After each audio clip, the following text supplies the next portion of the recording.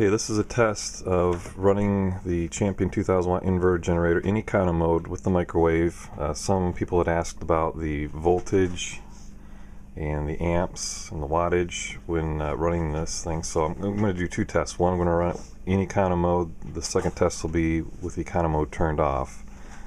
So this is per the fact that the microwave seemed to go into low voltage mode because you could see the light dimming. So I got the timer set for 20 seconds. I got the kilowatt here hanging upside down, and here we go.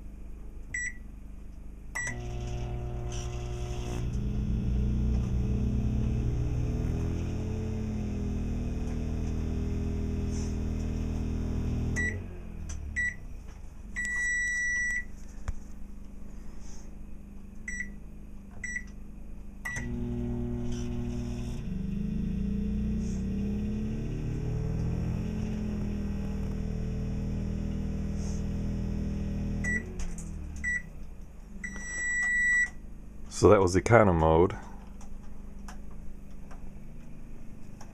So a bit of a surge, a lag. As far as the sound volume, there it is outside. Let's open a window just for comparison to hear how loud it is. Not much louder. It's very comfortable inside. It's not that overwhelming inside.